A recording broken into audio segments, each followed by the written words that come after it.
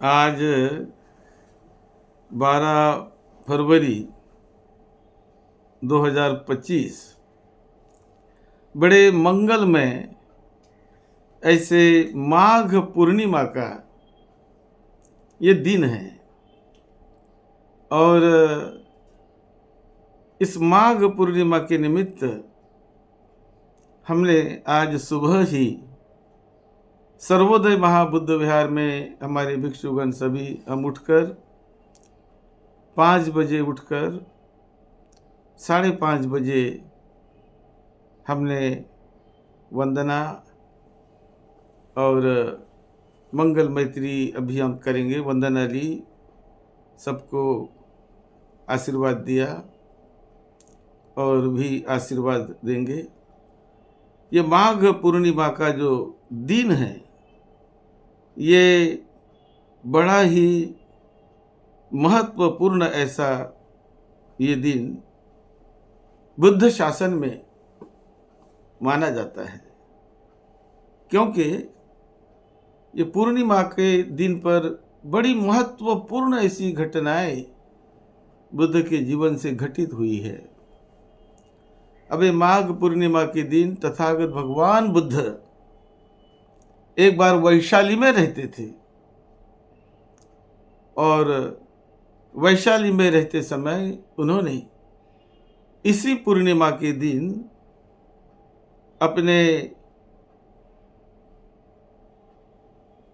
अपने महापरिनिर्वाण को उन्होंने घोषित किया कि आज से लेकर मैं 3 महीने बाद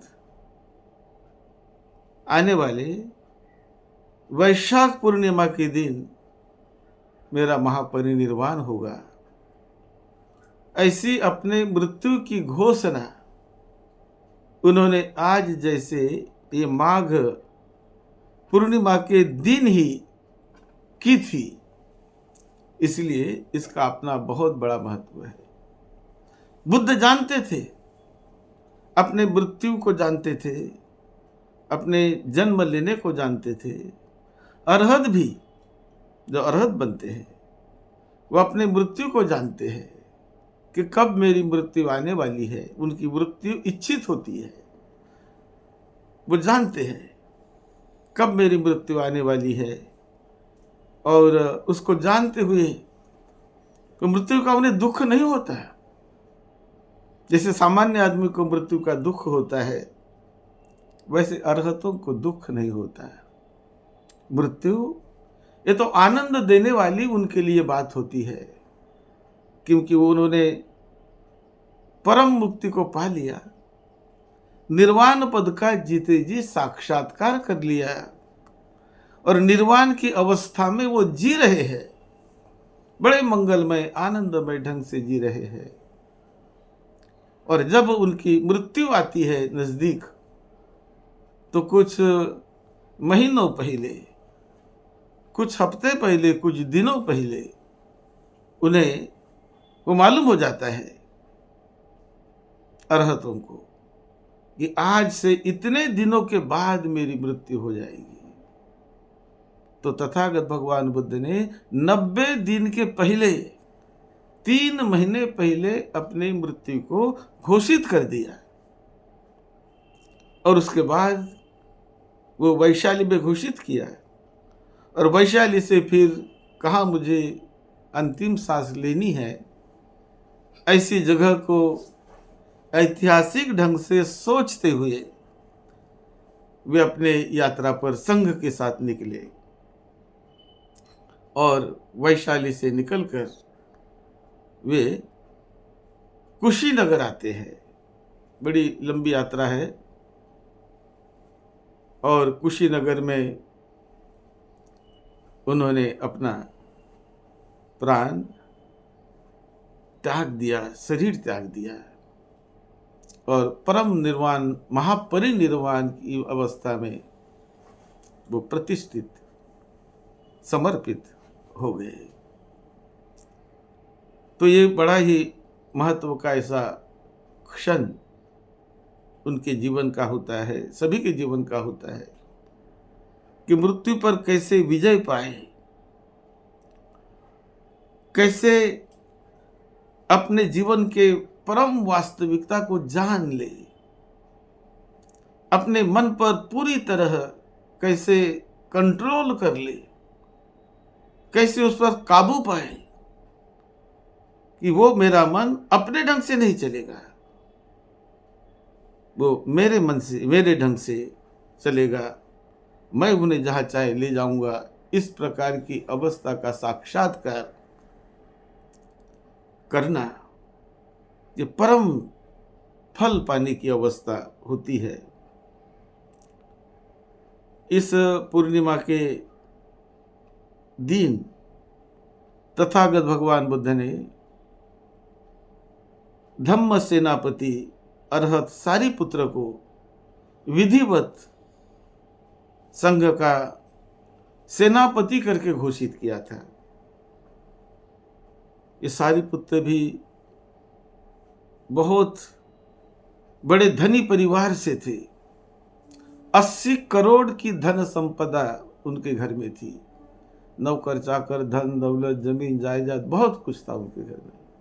और ब्राह्मण परिवार से बहुत बड़े ब्राह्मण, प्रतिष्ठित ब्राह्मण समुदाय के वो नेता थे, प्रमुख थे। और नालक गांव में उनका जन्म हुआ, जो नालक गांव बाद में नालंदा बना। आज जो नालंदा यूनिवर्सिटी वहां जो बनाई गई, वो अरहत सारिपुत्र को याद करते हुए कैसे महान अरहत संघ के धम्म सेनापति जिन्हें बुद्ध ने बनाया, उनका वो जन्म स्थल था।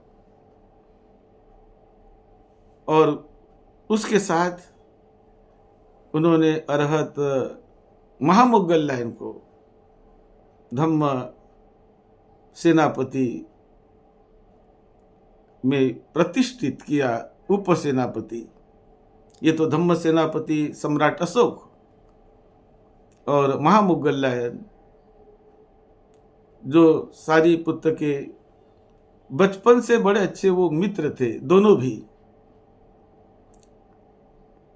सारिपुत्र और मोग्गल्लायन की दोस्ती बहुत घनी थी। दोनों भी बड़े धनी परिवार के थे। मोग्गल्लायन के यहाँ उनका पहला नाम था कोलित। तो मोग्गल्लायन के यहाँ 60 करोड़ की धन संपदा थी। नौकर चाकर, धन दौलत, सब कुछ उनके यहाँ था। और इनके यहाँ 80 करोड़ की थी। इनका जो नाम था पहले सारिपुत्र का, उपतिस्स नाम था, पुराना नाम उनका गृहस्थी जीवन का। लेकिन सारिपुत्र नाम तथागत बुद्ध ने उन्हें दिया। तो ऐसे ये दोनों को इस माघ पूर्णिमा के दिन उन्होंने, बुद्ध ने संघ के उस बड़े प्रतिष्ठित पद पर प्रतिष्ठित किया। तो कभी ऐसा सवाल उठता है कि सारिपुत्र से भी सीनियर लोग भी कुछ थे संघ में, जो कि 5 पंचवर्गीय महाभिक्षु, उसके बाद 60 भिक्षु बने, 61 बने, फिर नदी काश्यप, गया काश्यप, उर्वेला काश्यप, ऐसे भी लोग उससे जुड़े। 1000 भिक्षु का संघ बन गया। पहला वर्षावास तथागत बुद्ध ने वाराणसी के नजदीक ऋषिपतन सारनाथ में किया। और उसके बाद वे राजगृह में, जो उन्होंने राजा बिंबिसार को वचन दिया था, तो संघ के साथ वो वहाँ कुछ संघ के साथ चलते आए। कुछ संघों को उन्होंने जहाँ वहाँ जाने का उपदेश दिया और फिर वो साथ में चले। जब वो राजगृह आए तब संघ 1000 के ऊपर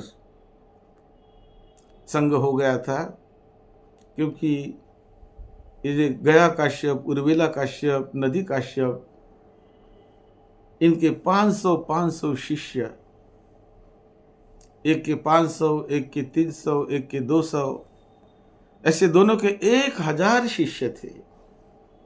और जब उन्होंने बुद्ध के द्वारा वो निर्वाण के मार्ग को जान लिया, परम मुक्ति के मार्ग को वर्तमान में कैसे हासिल किया जाता है उसे जान लिया, तब ये काश्यप, जो अग्निहोत्री ब्राह्मण करके अग्नि की पूजा करने वाले वगैरह थे, तो उन्होंने बुद्ध से उस मार्ग को जानकर बुद्ध का शिष्यत्व उन्होंने ग्रहण किया। और ये उनका बहुत बड़ा संघ हो चुका था। लेकिन सारिपुत्र, मुगल लायन, ये इनके बाद आ गए, लेकिन फिर भी उन्हें तथागत बुद्ध ने धम्म सेनापति और उपधम्म सेनापति इस पद पर प्रतिष्ठित किया, क्योंकि ये उनकी काबिलियत जानते थे, उनकी पारमिताएं कैसे हजारों वर्षों पूर्व, लाखों वर्ष पूर्व से सारिपुत्र, बुद्ध के समय मैं धम्म सेनापति बनूंगा, इस संकल्प को धारण किए हुए सारिपुत्र चले आ रहे थे।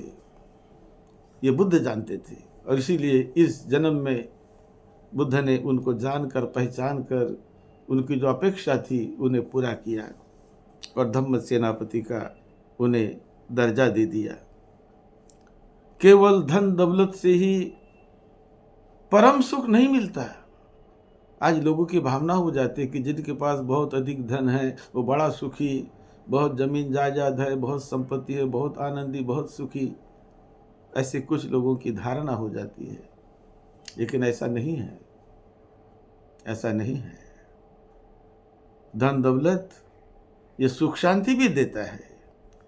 यदि हम सही मार्ग पर चलते रहे तो धन दौलत में भी सुख शांति है, और सुख शांति उससे आगे भी, केवल धन दौलत की ही नहीं तो उससे आगे की भी परम मुक्ति का आनंद, वो बहुत ऊंचा, बहुत बड़ा होता है। और मुक्ति का साक्षात्कार या निर्वाण का साक्षात्कार, इससे बढ़कर और कोई धन नहीं होता है, क्योंकि ये तो धन नष्ट होने वाला होता है, ये भौतिक धन। लेकिन निर्वाण का साक्षात्कार, वो परम धन, अनंत कल्याण करने वाला होता है, जहाँ दुख का नामो निशान नहीं। तो इस प्रकार का जो धन, यदि उसका हम अच्छा उपयोग करें तो हमारे लिए अच्छा ही है, कल्याणकारी है। लेकिन यदि सही उपयोग ना करें तो कभी कभी धनी व्यक्ति धन के अहंकार में आकर, या कभी कभी धन के ही इसमें वो कई प्रकार के बुरी आदतें उन्हें लग जाती है।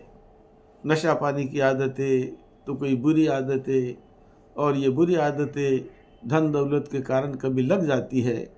अधिक द्वेष, क्रोध, अहंकार, लोभ, इस प्रकार के कई विकार मन में वो जागते रहते हैं। उन्हें यदि कंट्रोल किया तो कंट्रोल हो जाते हैं, नहीं किया तो बढ़ते ही रहते हैं। तो परम सुख शांति केवल धन दौलत से ही नहीं मिलती।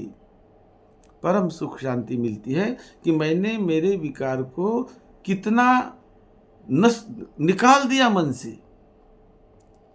जितने विकारों को हम निकालेंगे, जितने क्लेश को निकालेंगे, जितने डिफाइलमेंट को हम निकालेंगे, उतने हम हल्के बन जाएंगे, उतने हम निर्वाण की तरफ बढ़ते रहेंगे।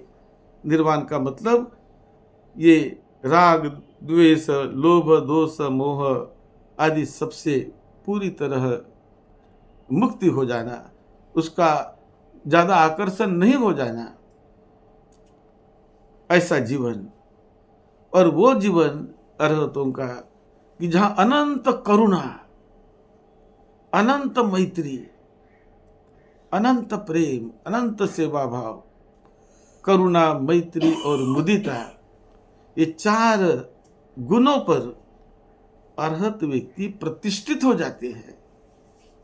उनके मन में कभी द्वेष नहीं आता है, कभी उनके मन में लोभ नहीं आता, कोई घृणा नहीं आती। तो ऐसा जो बड़ा निर्मलता का जीवन है, केवल कल्याण का रास्ता लोगों को दिखाए, मुक्ति के रास्ते पर लोगों को प्रस्थापित करे, तो इस प्रकार का जो जीवन है वो बड़ा ही कल्याणकारी, बड़ा ही मंगलमय होता है। तो और भी एक प्रश्न त्रिपिटक में उठता है कि सारिपुत्र को बुद्ध ने धम्म सेनापति पद पर जो प्रतिष्ठित किया, उस समय सारिपुत्र से सीनियर लोग भी थे, लेकिन उन्हें भी नहीं किया उन्होंने। और उसके परिवार के लोग भी संघ में थे। उनका लड़का राहुल था संघ में, उनका भाई आनंद भी संघ में था, अनिरुद्ध थे, आनंद थे, भद्दीय थे, और काश्यप थे, देवदत्त थे। ऐसे उनके परिवार के लोग भी थे, शाक्य परिवार से, जिन्होंने दीक्षा ली। लेकिन बुद्ध ने उन्हें संघ का प्रमुख सेनापति नहीं बनाया। जो संघ का वारसा है, वो वारसा उन्होंने उचित, जो सारिपुत्र ज्ञान में, गुण में, पारमिताओं में जो बड़े ऊंचे अवस्था में पहुंचे हुए थे, तो उन्होंने उनकी वो अवस्था देखकर, उनका ज्ञान गुण आदि देखकर उन्हें बुद्ध ने धम्म सेनापति का दर्जा दिया। तो बुद्ध धम्म में ज्ञान की परीक्षा, ज्ञान से बड़ापन, गुण से, शील से बड़ापन मिलता है, और वो सारिपुत्र को दिया गया। और एक अच्छी परंपरा बुद्ध ने डाल दी। तो इस पूर्णिमा का जो महत्व, बुद्ध की उम्र उस समय 80 साल की थी, और इस माघ पूर्णिमा के ही दिन उन्होंने महापरिनिर्वाण की घोषणा की। ये विशेष रूप से हम सबको समझ लेना है। और उसके बाद फिर जो पूर्णिमा आती है,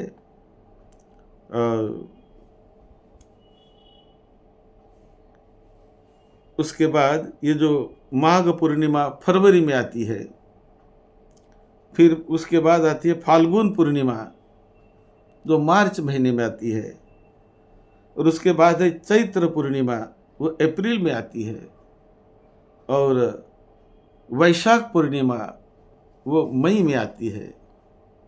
तो ऐसे आज के दिन उन्होंने अपने महापरिनिर्वाण को घोषित किया, और वैशाख पूर्णिमा के बड़े पवित्र पावन दिन पर उनका महापरिनिर्वाण हुआ, 3 महीने बाद, 90 दिन के बाद।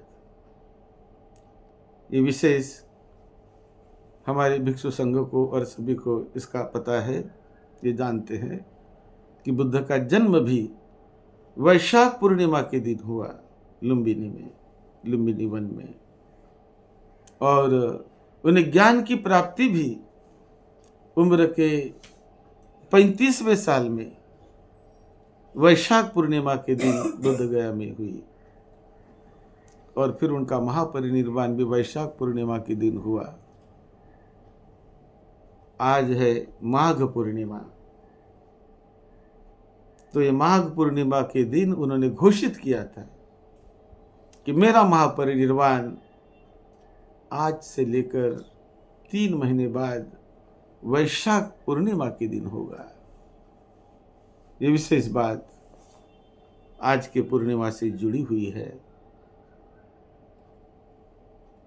हमें उसको ध्यान में रखकर, उनसे प्रेरणा लेकर अपने ये मंगलमय ऐसे मनुष्य जीवन को धन्य धन्य करने का, फल प्राप्त करने के रास्ते पर चलकर ये जीवन को पवित्र पावन बनाना है, मंगलमय बनाना है। यही बात हमें सीखनी है। आप सबको